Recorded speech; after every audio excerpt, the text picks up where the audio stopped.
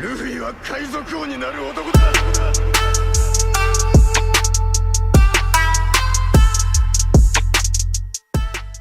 E aí, eu sou o Léo, sejam bem-vindos a mais um vídeo no canal Supernovas, o canal favorito do Eiichiro Oda, e hoje com a teoria sobre um dos personagens que eu mais gosto no mangá atualmente e que com certeza é um dos meus piratas favoritos, que é o Roxy Zebek. A gente vai ter análise do capítulo bem mais cedo no canal essa semana, ela sai já nos próximos dias, diferente dos dias de domingo, que era mais comum a gente soltar, e a gente vai estar tentando trazer as reviews de capítulo bem mais cedo agora no canal, um dia após o lançamento, ou até quem sabe, a depender de como for a grandiosidade do capítulo, no mesmo dia. De qualquer maneira, o foco do vídeo hoje é o Zebek e sobre uma coisa que eu gostaria de comentar a respeito da família dos D. Uma das teorias mais antigas aqui do canal é a teoria em que eu comento sobre o salão onde está o chapéu de palha gigante. Lá nesse salão existem diversas câmaras. Contando, a gente pode encontrar um número que fica muito próximo da quantidade de famílias D que a gente tem no mangá registradas. Monkey, Gol, Portgas, Trafalgar e por aí vai. Acontece que tem uma coisa interessante para além de um número que bate com a quantidade de famílias dentro do mangá. É a possibilidade de que aquela sala, e era a teoria que a gente trazia aqui, era na verdade um lugar onde eram guardados itens das famílias que viviam naquele reino anteriormente e que hoje são apenas troféus da vitória do Imu. Assim, o chapéu de palha sendo um símbolo de uma família que viveu há muito tempo atrás, na época do século perdido, uma das famílias D. A relação dos D parece ser além de sanguínea. A gente já viu em alguns momentos da história, principalmente com alguns D que apareceram recentemente, que pode ser que as famílias não tenham necessariamente uma ligação sanguínea entre elas, mas os clãs conseguem se manter com esse símbolo. Afinal, a gente tem a Nefertari Lily, que foi alguém com o nome D há muito tempo atrás, no século perdido. Existem teorias de que elas poderiam ter sido famílias que voltaram contra os próprios D, se uniram ao governo mundial, mas acabaram se arrependendo, que seria o caso da própria Lily, que teria no fim da sua vida lutado em prol do propósito do amanhecer. Mas de qualquer maneira, a ideia principal aqui é dizer que nem sempre eles precisam ter uma ligação sanguínea entre si, como por exemplo dizer que o Law é primo do Luffy distante por conta dos D originais. O que eu quero dizer com tudo isso? Há muito tempo atrás eu já tinha comentado aqui no canal e eu sempre trouxe essa frase que é dita pelo Doflamingo muito forte. Duas principais na realidade. A primeira, quando ele conta sobre a origem de Mary Joyce e que ele fala que os nobres, no caso as 20 famílias, decidiram mudar-se para Mary Joyce após a Grande Guerra do Século Perdido. Isso implica dizer que Mary Joyce já existia. Somado à fala de Barba Branca, que a gente tem lá no arco de Wano, de que a raça do King vivia, na realidade, no topo da Red Line há muito tempo atrás, antes mesmo dos Tenryubitos, as coisas parecem se tornar um fato. Somado a essa minha ideia de que o salão tinham itens das famílias que viviam lá há muito tempo, a gente pode acreditar então que Mary Joyce originalmente foi construída como um reino para aqueles que compartilhavam o propósito do amanhecer ou que tinham o nome D. Como o Mural já deixou bem claro, o nome D tem a ver com a meia-lua, isso é uma teoria acertada aqui do canal, embora muita gente já tenha comentado isso também aí pela internet afora, mas de qualquer maneira,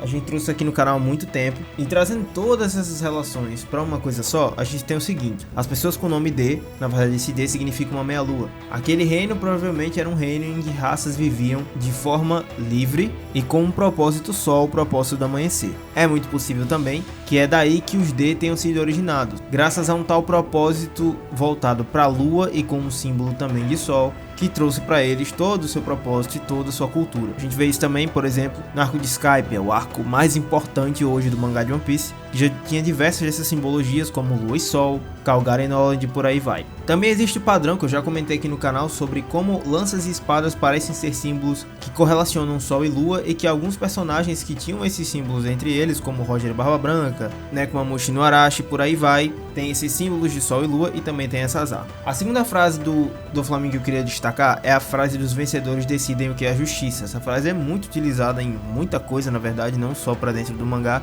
até para fora dele. Mas de qualquer maneira a gente tem o resultado da batalha, e o resultado é que os Tenryubitos venceram. A ideia seria que eles tomaram para si todo aquele poder que a civilização avançada conseguia alcançar. Os sonhadores do nome D acabaram sendo derrotados e essa foi a queda do século perdido. Tudo isso vai implicar no Zebek e eu vou explicar o porquê. Mas calma que ainda preciso contextualizar algumas coisas. Para que fique bem evidente que o governo mundial e todas essas famílias tinham realmente uma inveja e buscaram ter o poder que aquele reino tinha, a gente pode observar que essa perseguição acontece até os dias atuais. Como por exemplo no arco de Water 7, que é só um dos tantos exemplos que o mangá dá, que o governo mundial está buscando a todo custo as pontas das armas ancestrais. A desculpa deles é de que isso não pode cair em mãos de qualquer um e que seria um perigo para o mundo, mas na verdade a gente sabe que eles só querem deter o controle do poder para agir de forma totalitária, até porque quando eles conseguem a Mother Flame, eles destroem um reino pelo simples fato de que o Imu queria e porque o Sabo também estava lá. E ele precisava mostrar sua ofensiva para deixar bem claro de que quem se opor a eles vai ser destruído. Então são essas pessoas que causam esse extermínio que na verdade são quem definem quem é a justiça. De forma até mais prática,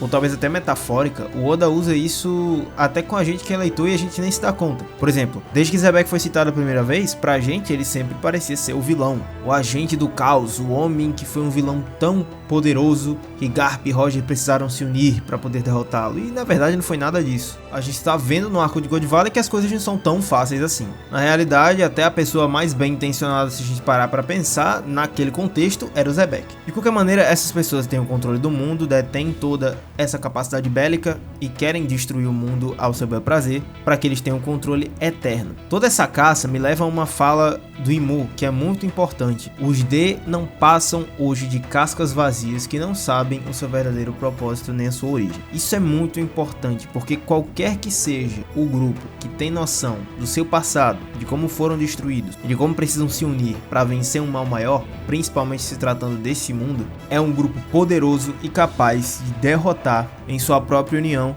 aqueles que são tiranos. E como eu falei, tudo isso culmina no Xebec, no que eu queria comentar aqui. Eu não acredito que Xebec sabia os segredos do mundo, como por exemplo, o que aconteceu no século perdido com detalhes, nem o que era o tesouro One Piece, até porque, pelo que a história nos indicou até agora, só o bando do Roger, aqueles que deixaram o tesouro e algumas outras pouquíssimas pessoas no mundo têm informações ou sabem isso de forma concreta. Mesmo um estudioso como Vegapunk ainda não tinha todas as respostas a respeito do que aconteceu, mesmo que de certa forma aparentasse ter já grandes pistas do que poderia ser. Mas uma coisa que me chama a atenção no Xebec é como ele queria manter a sua família viva e como ele queria manter esse propósito escondido. Parece que os Dave não se manteram só por questões familiares ou porque, bom, eles merecem viver como todos os outros no mundo, mas também porque, assim como tantas outras raças no mundo de One Piece, parece que eles esperavam por um momento de retorno, um momento que já é prometido há muito tempo. A gente pode não saber necessariamente o que aconteceu com todos os detalhes no século perdido, mas uma coisa a gente sabe: existem diversos reinos que,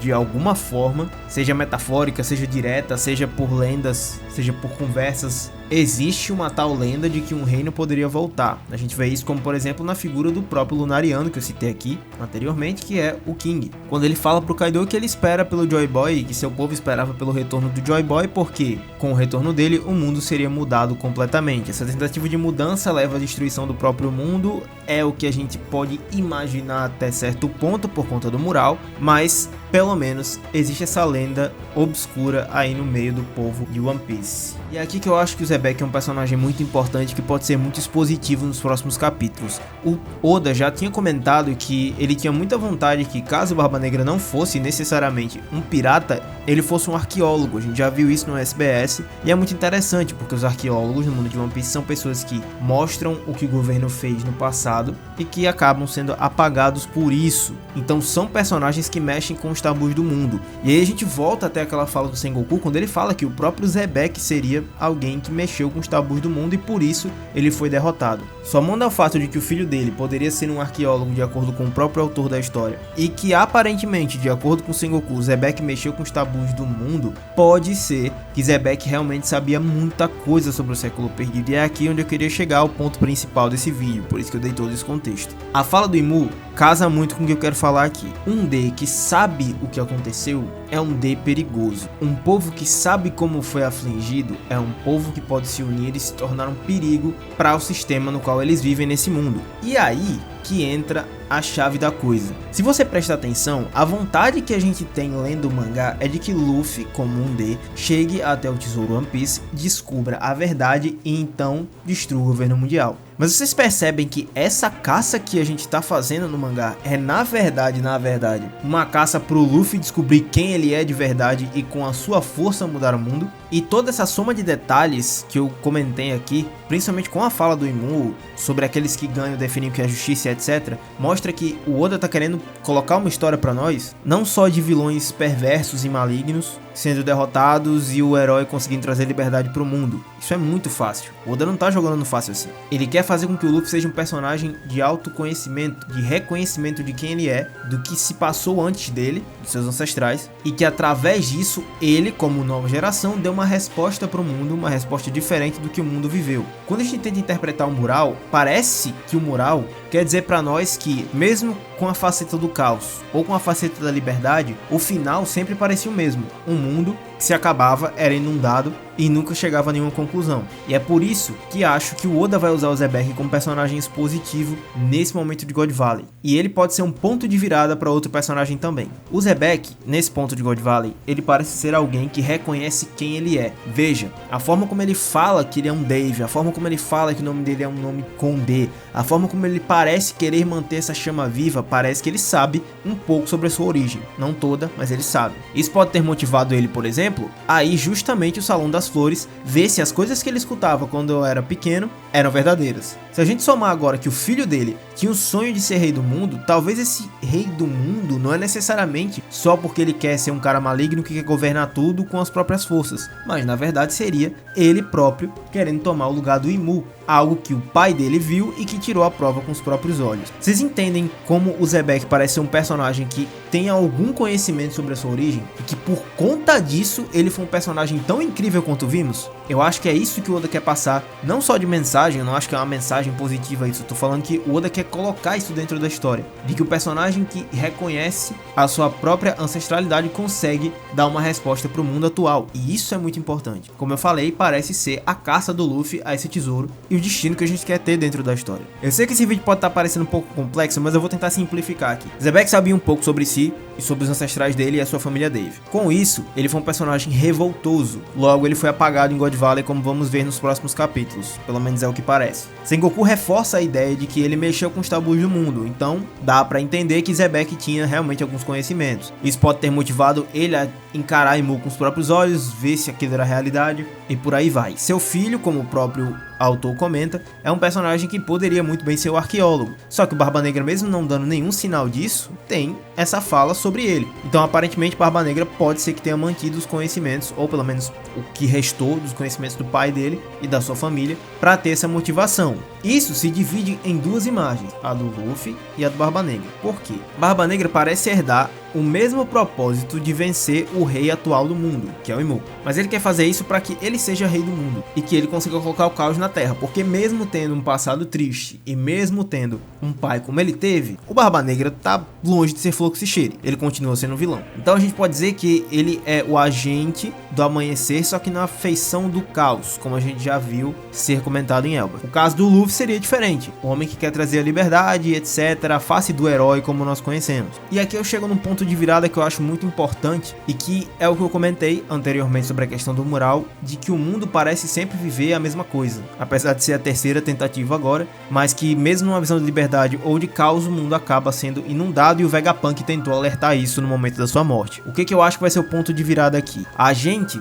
tem a figura do Roger. O Roger não estava parecendo muito Fluxicheire nos últimos acontecimentos dos capítulos, e isso me levou a pensar que talvez o próprio Zebek e o evento de God Valley tenha sido o ponto de virada pro Roger parar e pensar, calma aí, por que eu tô vivendo assim? Eu tenho o mesmo nome que esse cara, eu sou da mesma família dele? O que é isso que tá acontecendo aqui em God Valley? Em relação ao governo mundial, né, claro. E assim, esse sendo o ponto que faz o Roger se interessar pela história do mundo. Roadstar acaba sendo o momento em que o Roger descobre que para chegar nessa última ilha ele precisa de 4 poneglyphs, mas ele só falou essa informação. Quando você lembra que o Rayleigh fala que eles queriam achar aqueles que fizeram as armas ancestrais, a coisa muda totalmente, porque eles não queriam só chegar à última ilha e descobrir o que tinha lá, como teoricamente o Luffy tá querendo fazer. Eles queriam descobrir o porquê daquelas coisas existirem. Então não, o Roger aparentemente não buscou Solaftail quando ele chegou a Roadstar e descobriu que tinha como chegar lá de outra forma. Parece que tinha um interesse prévio, e eu acho que é esse o momento em God Valley que isso acontece.